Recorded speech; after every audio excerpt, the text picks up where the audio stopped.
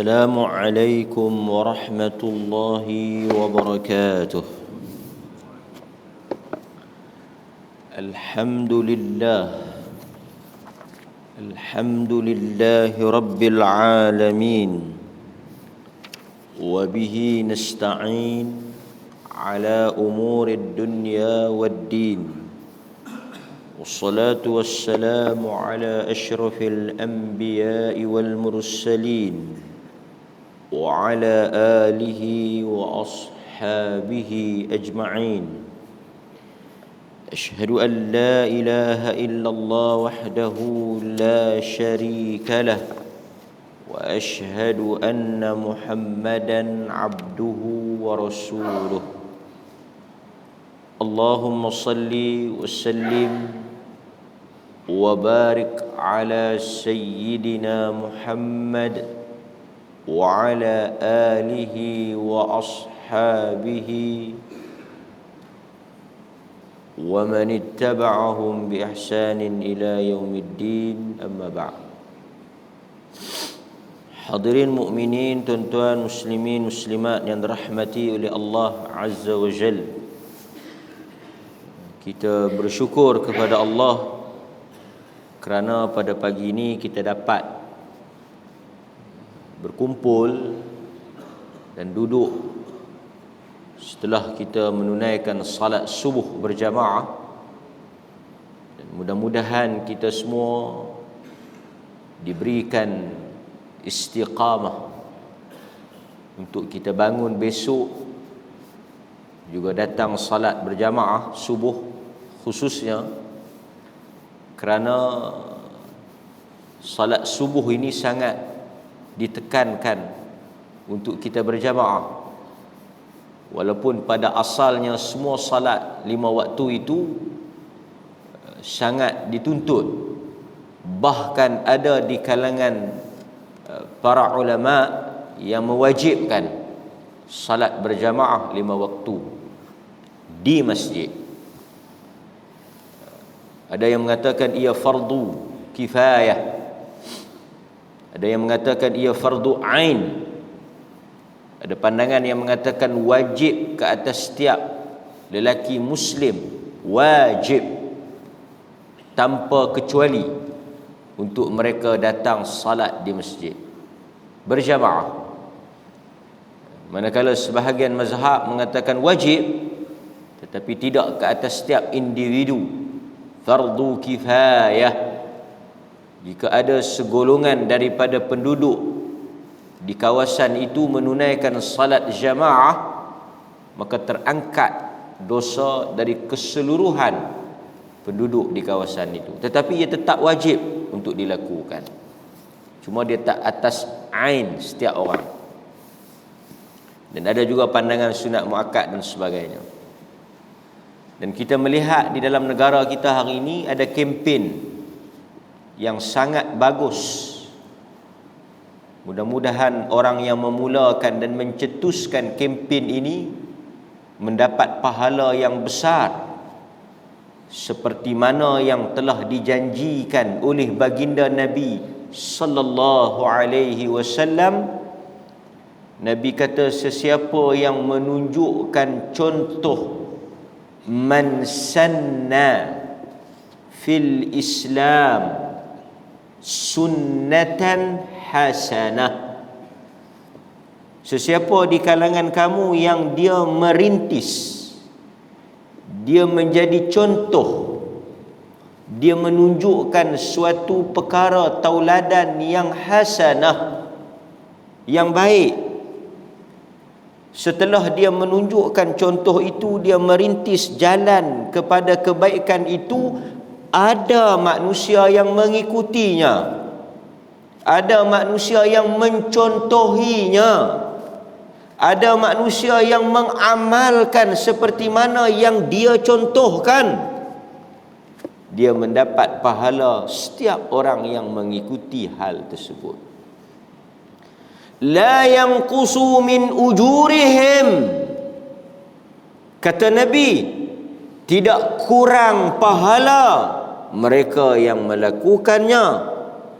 dan dia yang menunjukkan contoh itu, dia mendapat pahala di atas orang yang mengikuti kebaikan tersebut. Dan alhamdulillah, negeri ini walaupun sebelum daripada kempen ini kita melihat telah ada kempen-kempen salat berjamaah dan menjadi program kerajaan negeri, program di peringkat negeri, kempen salat berjamaah di masjid, kan? Alhamdulillah, masjid ini juga kita melihat ramai daripada kalangan jamaah yang hadir, khususnya salat subuh. Mudah-mudahan Allah Subhanahu wa taala, cuma kita nak kena istiqamah lah, kan? Kita kena istiqamah. Quran menyebut tentang wal fajr. Kita baca dalam Quran kan, wal fajr, demi waktu fajar. Tuhan bersumpah dengan waktu subuh. Besarnya waktu subuh ni Tuhan bersumpah demi waktu subuh, fajar. Dan kata Nabi, salat yang disaksikan, malaikat turun menyaksikan orang yang hadir salat di masjid, salat subuh. Salat subuh ni orang jarang nak tahu. Kita pergi ke tak pergi, pasal kelam, pasal gelap, awal. Kalau zuhur, Jumaat tu orang nampak lah kita pergi masjid. Tapi kalau subuh ni siapa nak tahu? Melainkan orang yang main ni saja. Jiran-jiran kita pun bukan bangkit tidur lagi. Orang yang berada di sekeliling rumah kita, hatta sebahagian keluarga kita pun dia tak tahu kita bangkit ke tak. Kita dan Tuhan sahaja. Sebab itu salat subuh ni dia mengajar ikhlas, kan? Kita main, sekali kita balik bukan orang tahu kita main masjid, kan? Boleh kan kalau kita duk bercerita ke orang, kan? Dia tahu ni lewat ulang subuh, lambat ustaz tu nak habis, dia nak habaq kata dia pergi masjid tu ya. Hadirin mukminin, mudah-mudahan Allah, pertama kita doa istiqamah, yang kedua kita doa ikhlas. Dan selalunya orang yang ikhlas dia akan dapat istiqamah. Nak dapat istiqamah dia bermula dengan ikhlas. Mudah-mudahan Allah Subhanahu wa taala merezekikan dua perkara itu kepada kita. Hadirin mukminin, tuan-tuan muslimin muslimat yang dirahmati oleh Allah Azza wa Jalla. Apa tajuk kita pada pagi ini? Sambungan daripada tajuk minggu lepas, iaitu setelah kita mendengar dan kita melalui hadis-hadis dan ayat-ayat Al-Quran yang menyebut sama ada secara jelas ataupun isyarat. Quran menyebut secara isyarat tentang azab kubur. Bagaimana sikap dan tindakan kita sebagai manusia yang beriman, yang percaya dan yakin bahawa benar-benar adanya azab kubur, maka beberapa amalan patut kita lakukan untuk melindungi kita daripada terkena azab kubur. Kita bimbanglah juga. Tuan-tuan dengar, tuan-tuan tahu tentang azab kubur, tetapi tidak bertindak untuk menyelamatkan diri daripada azab kubur. Tak ada makna apa yang kita belajar tu. Kata Huzaifah ibnul Yaman,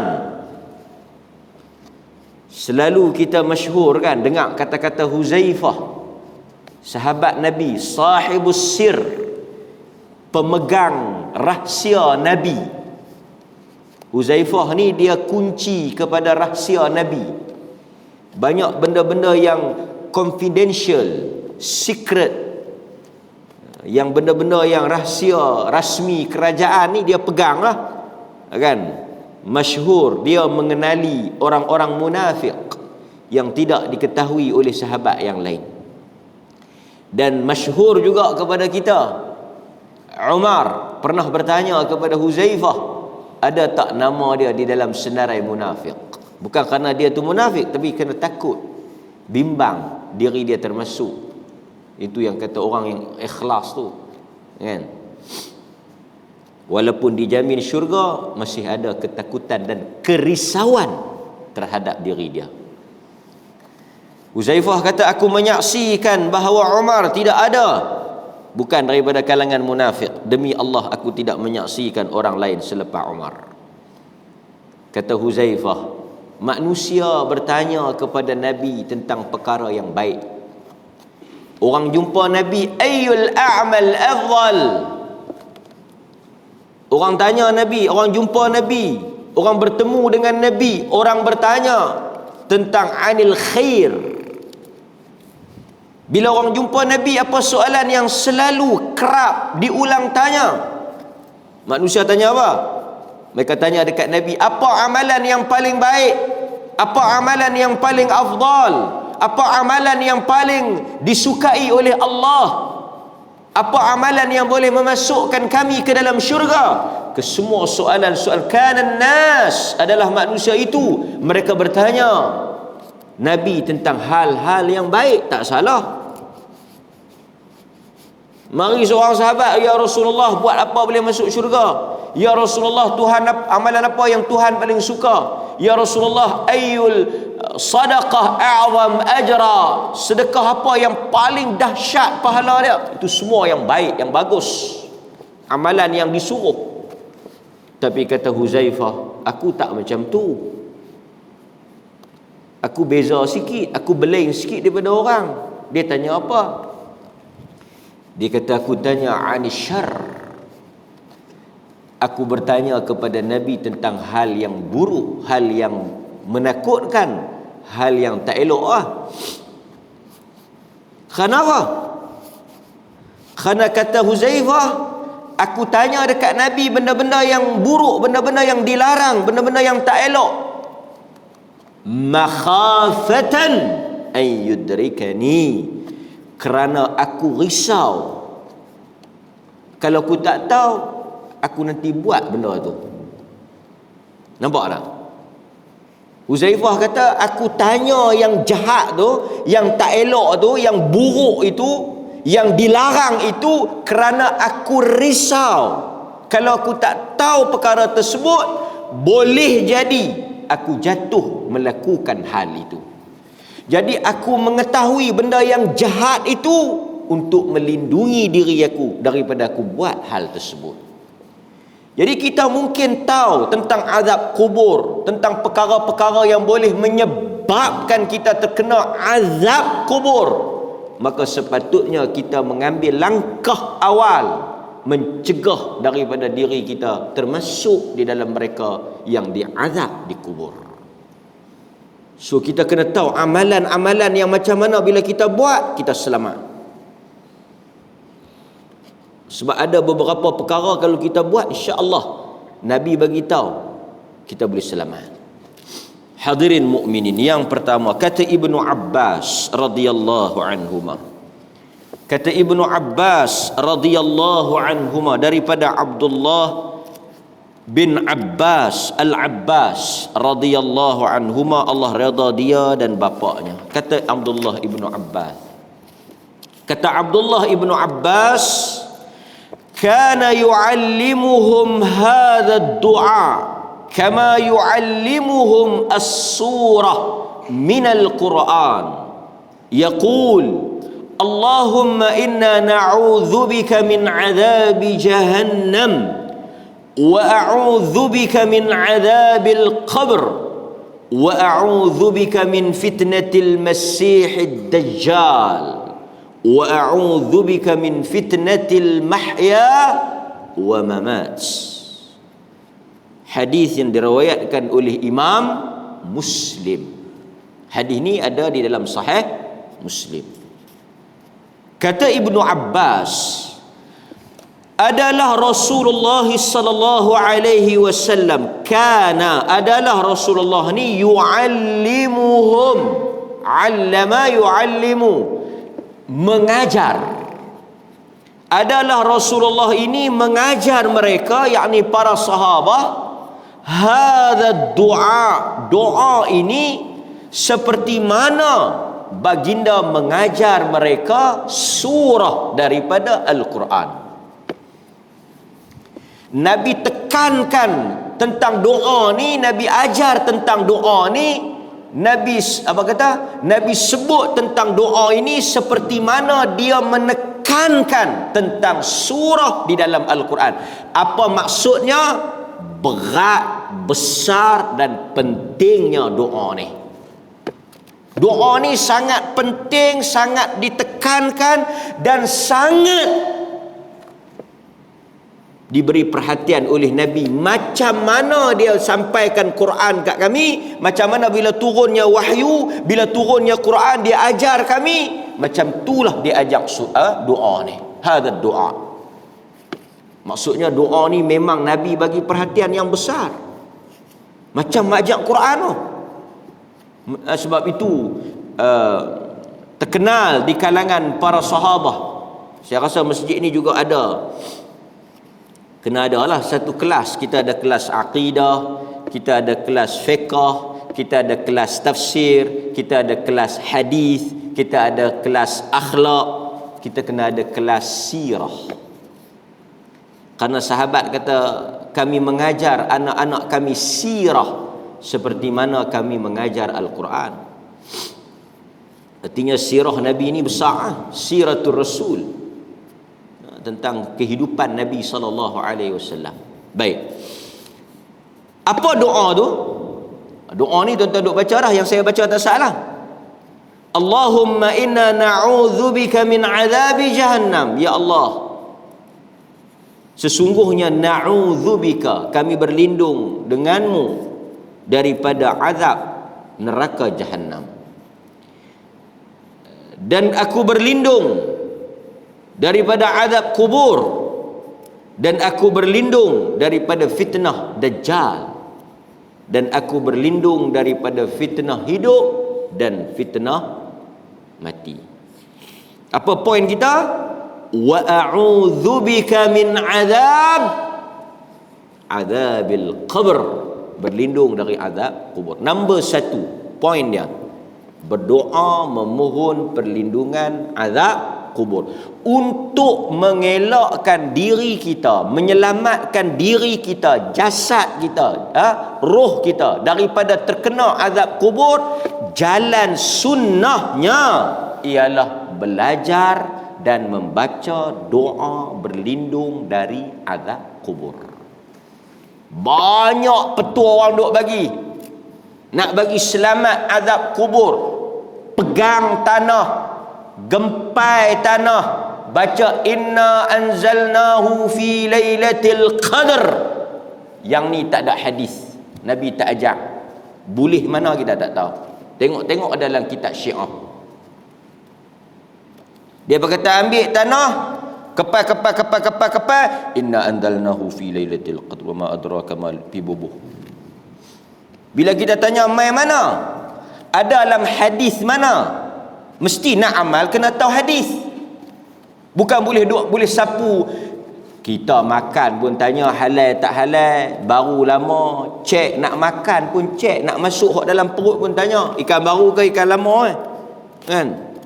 Lah ada tanya pula, yang ni hok ori ke hok yang apa kan? Tengok gambar dia hantar video di Thailand ke mana. Dia boleh buat udang plastik. Di China boleh buat telur ayam, apa ni, buat telur ayam daripada kertas ke apa. Barang yang kata apa, fake lah. Orang pula ni ada yang tengok keluarnya macam, dari luarannya macam perempuan, dalamannya je jantan. Kan? Sayau kita. Tengok punya elok macam ni. Sekali sembang keluar punya garau. Babak. Terkejut kita. Agama ni takkan kira nak dengar sapu lah. Dengar kira amal lah. Mesti tanya. Mai mana amalan inna anzalnahu fi lailatul qadr wa ma adraka, baca 7 kali ni. Gempai tanah boleh selamat dari azab kubur. Mai mana? Ada dalam hadis mana? Siapa riwayat? Ada amalan Nabi buat. Sebab di zaman Nabi ada orang mati. Nabi buat ke tak? Sahabat buat tak? Ada dalam hadis ke tak? takkan salah nak tanya. Keluar dua jawapan. Satu, Tok Wan saya habaq. Tu Tok Wan dia habaq. Yang kedua, ada dalam kitab Syiah. Itu boleh amal tak? Tak boleh, tak ada hadis. Dan apa kaitan inna anzalnahu fi lailatul qadr dengan berlindung dari azab kubur? Dia kata saya inna anzalnahu tak hafal. Boleh tak inna a'tayna? Oh, kalau inna a'tayna ni boleh lah, tapi kena juga sikit. Benda reka, benda orang reka, bukan ada hadis. Mereka yang diada-adakan. Boleh? Hadirin mukmin. Baik, ambil yang sahih yang dalam riwayat Muslim kita baca. Baik, berikutnya. Abu Hurairah radhiyallahu an, daripada Nabi sallallahu alaihi wasallam. Yang tadi Abdullah ibnu Abbas, yang kedua Abu Hurairah radhiyallahu an. Idza tashahhada ahadukum, apabila salah seorang daripada kamu bertasyahud, falyasta'idz billah min arba', maka hendaklah dia berlindung dengan Allah daripada 4 perkara. Yang ni dia sebut, yang tadi dia tak sebut bila. Yang ni idza tashahhada, apabila kamu membaca tasyahud. Kan? Tasyahud di sini merujuk kepada tasyahud akhir. Selepas kita baca tasyahud akhir, sebelum kita bagi salam, kita baca Allahumma inni a'udzubika min adzabi jahannam min adzabil qabr, macam doa tadilah. Cuma dia bahagi, dia sebut tempat tu selepas daripada masa dia, selepas daripada tasyahud akhir.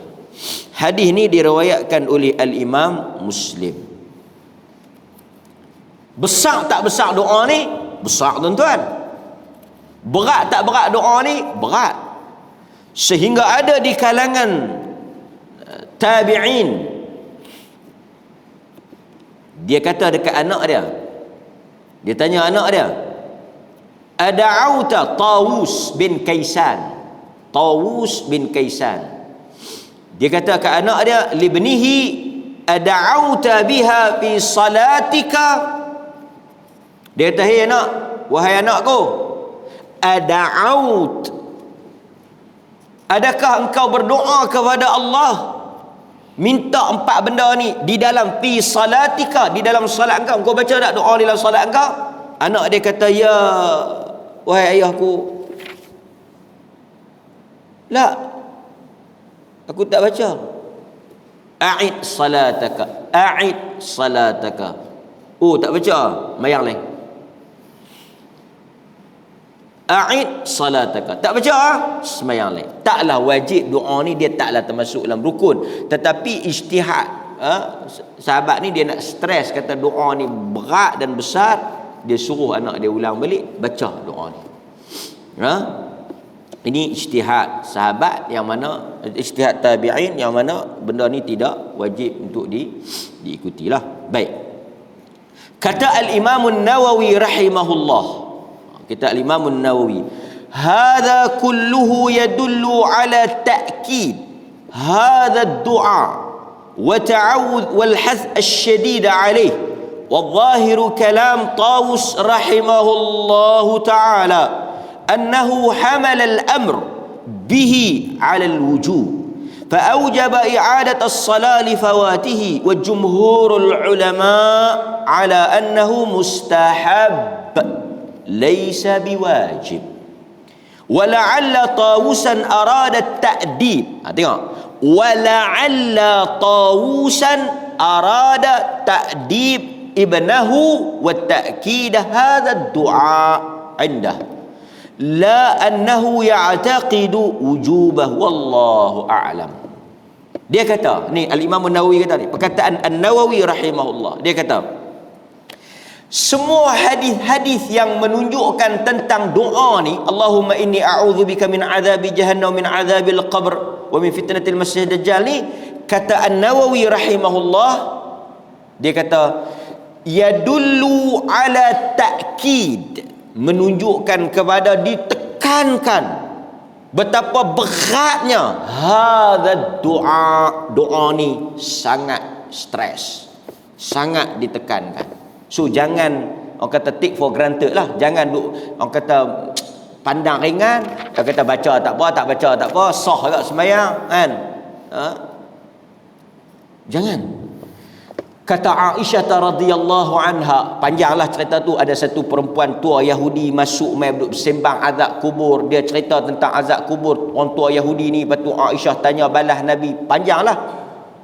Aisyah kata, sejak dari hari itu Nabi tidak pernah meninggalkan doa ini walaupun sekali di dalam tahiyat dia. Itu Nabi kan? Kemudian dia kata wal has asyadid alaih, dan sangat digalakkan, hassa sangat digalakkan, syadid atas kita membacanya. Bahkan kalau kita dengar perkataan Tawus tadi ni, seakan-akan wajib. Pasal apa? Pasal sampai suruh ulang balik sembahyang. Tapi An-Nawawi kata wal jumhur wa jumhurul ulama.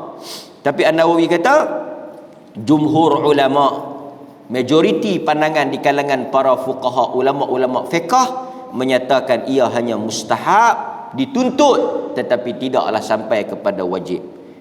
Yang Tawus buat tu untuk apa? Pasal apa yang dia suruh ulang kalau tak wajib? Kata An-Nawawi wala'alla, mudah-mudahan, barangkali Tawus bila dia tanya anak dia tak baca, dia suruh ulang, arada ta'diba ibnahu wa ta'kida hadha du'a indahu, dia bertujuan mendidik, mentarbiah, ta'dib, mendidik anak dia, dan nak tekankan bahawa benda ni hang jangan duk buat main-main. Dia nak train anak dia supaya anak dia memandang doa ni berat kan. Ni juga satu hal yang kita boleh ambil pengajaran soal pendidikan anak-anak. Kalau ibu bapa dalam soal agama ni dia pandang ringan, dia tak stres, bukan urusan ni saja, urusan lain pun. Tarbiyatul aulad ni, pendidikan anak-anak. Saya dan tuan-tuan, barangkali sebahagian kita ada anak-anak, ada cucu dan sebagainya. Hal-hal yang bersangkutan dengan agama ni kita kena stres. Soal salat umpamanya, kita jangan pandang ringan. Pasal budak-budak ni dia membesar bagaimana dia dicorakkan. Kalau dia tak semayang, tuan-tuan suruh, kadang-kadang kita, bukanlah semua, sebahagian kita, dia punya hingat, dia punya kalut, dia punya cengih anak dia tak buat kerja sekolah tu. Ui, sakat, pegang rotan, perambat, hampir aja buku, bagi sedah hari kan. Memang tak semayang, semayang nak tak lagi semayang, cukup sikit dah. Seperti mana dia memberikan penekanan, dia ambil berat, bukan salah, tapi anak-anak itu akan membesar keutamaan, prioriti yang pak dia letakkan pada diri dia. Kita cakap dengan anak kita, Assalamualaikum, duduk benar, faham tak? Semua okey? Soalan pertama dia, soalan pertama selalunya berhubung dengan urusan dunia. Secara umum lah, jarang lah, Assalamualaikum, mayang nak mayang nak jarang lah kan. Makan tak lagi, kerja macam mana, ngaji macam mana, bukanlah salah, tetapi itu menggambarkan kita dan keutamaan kita. Kerana manusia ni dia akan bercakap apa yang bermain dalam fikiran dia dan menjadi keutamaan dia. Apa yang menjadi keutamaan dia, yang tu dia akan cakap. Kan? Mudah-mudahan kita semua mengikuti apa yang dilakukan oleh Tawus dalam mendidikkan anak kita. Dan dia kata la annahu ya'taqidu wujub, dan tidaklah mungkin Tawus beriktikad, berpendapat dia wajib, tapi sekadar nak tekankan hal itu. Baik, hadirin mukminin, kita tengok sikit beberapa perkara yang boleh menyelamatkan kita daripada azab. Tadi satu apa dia? Doa. Yang kedua,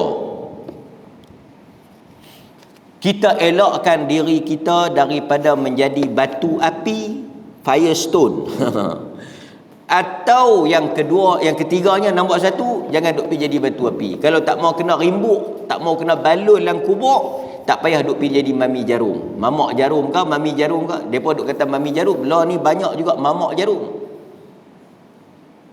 Orang perempuan lah ni boleh kurang lah sikit yang duk jadi mamak jarum, yang duk cucuk ni mai daripada laki-laki. Dia cucuk kau ni, dia cucuk kau ni, kan?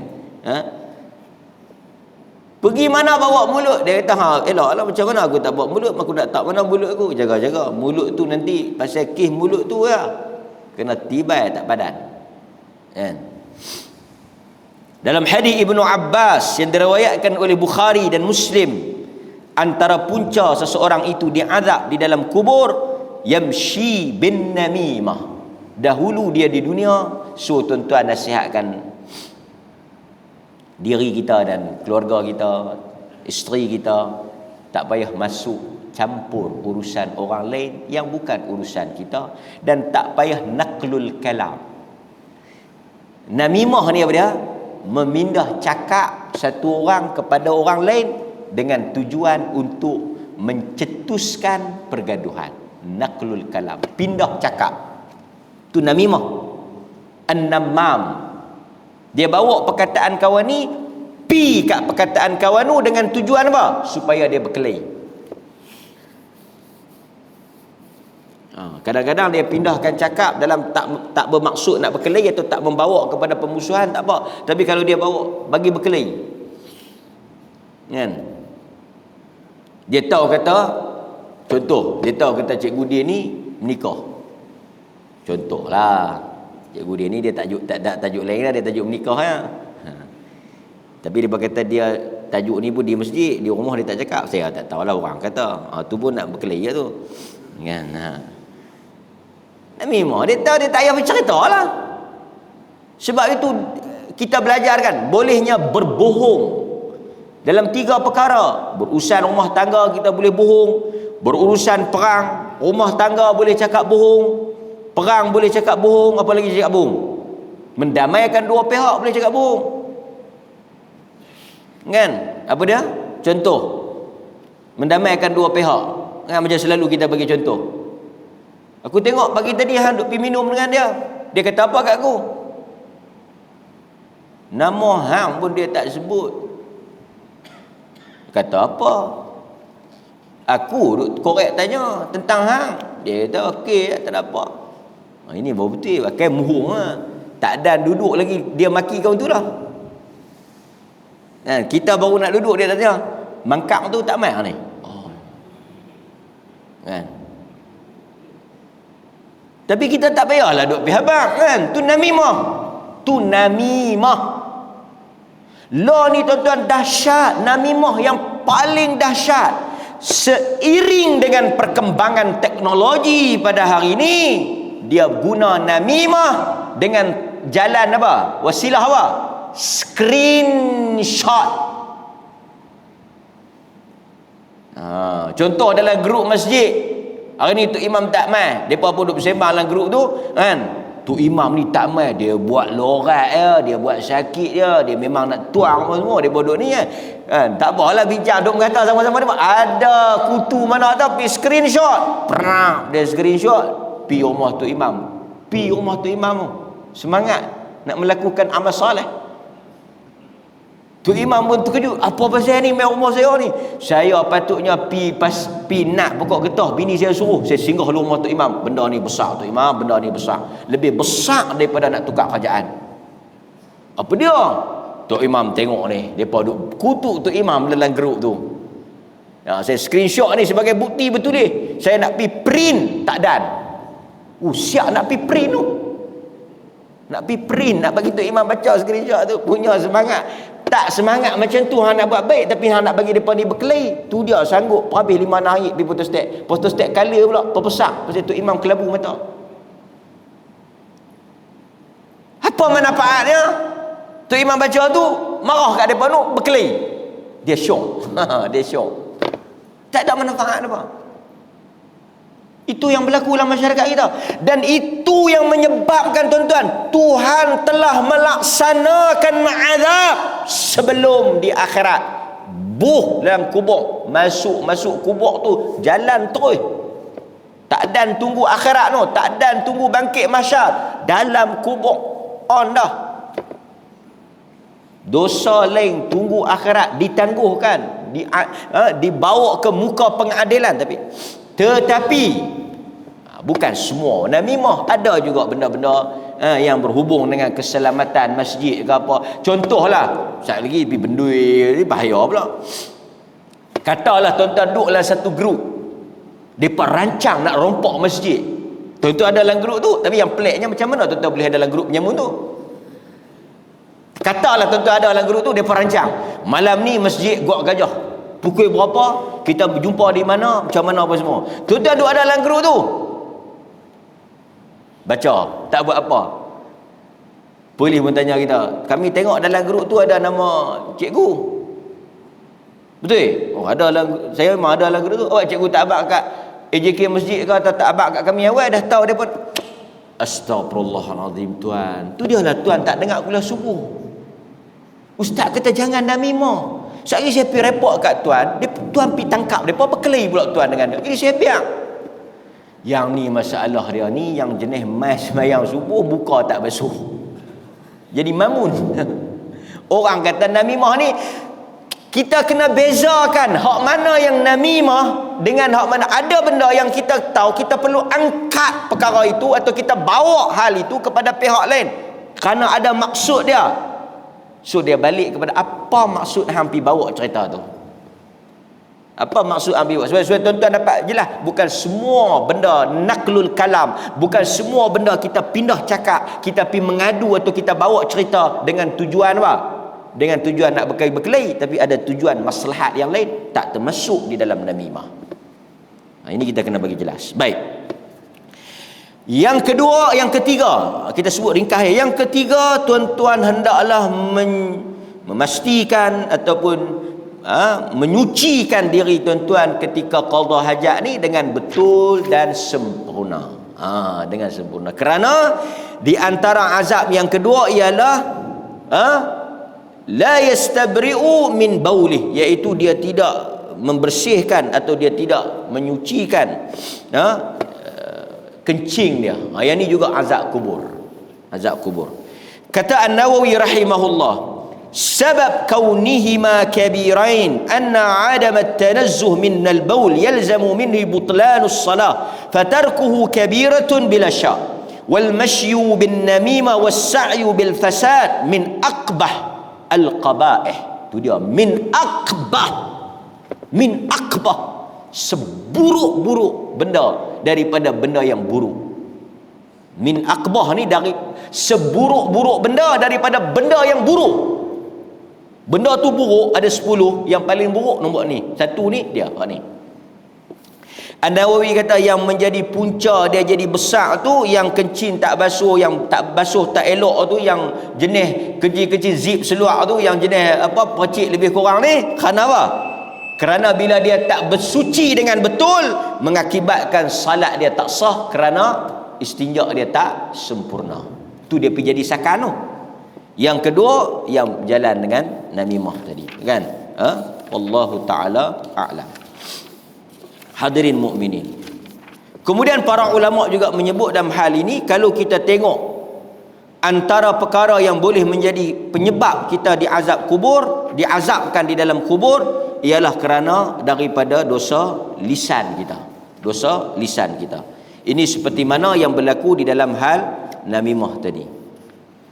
Sebab itu kata Umar Al-Khattab, perkataan Umar Al-Khattab, dia kata apa? man kathura kalamuhu kathura saqtuhu wa man kathura saqtuhu kathura dhunubuh wa man kathura dhunubuh kanatin nar aula bih. Kata Umar, siapa yang banyak berbicara maka akan banyaklah salah dan silapnya. Wa man kathura, sesiapa yang banyak saqtuhu, salah dan silap. Dia bila banyak bicara, dia akan ruang untuk dia salah tu banyak. Bila banyak ruang untuk dia salah tu, maka banyaklah dosa daripada kesalahan itu. Sesiapa yang banyak dosa, tidak ada tempat yang paling aula untuk dia masuk melainkan neraka. Itu apa yang disebut oleh al-Imam oleh Umar Al-Khattab, Sayyidina Umar Al-Khattab, Amirul Mukminin. Kata Abdullah bin Mas'ud, wallah alladhi la ilaha illahu, demi Allah tidak ada Tuhan melainkan Dia, ma 'alal ahaqqu bitulis sijn minal lisan. Demi Allah tidak ada Tuhan selain Dia, tidak ada benda di atas muka bumi ini ahaqqa bitulis sijn, yang paling berhak untuk kita kurung bagi lama mulut kita. Sijn ni jil. Abdullah bin Mas'ud kata anggota benda yang paling lama patut kita kurung buh dan jil, lidah kita. Itu menyelamatkan kita daripada azab kubur. Mudah-mudahan Allah Subhanahu wa taala memelihara dan menyelamatkan kita. Ada lagi 2-3 perkara yang boleh kita lakukan dan kita amalkan untuk menyelamatkan kita daripada azab kubur. InsyaAllah kita sambung dalam kuliah yang akan datang. Wabillahi taufiq wal hidayah. Assalamualaikum warahmatullahi wabarakatuh.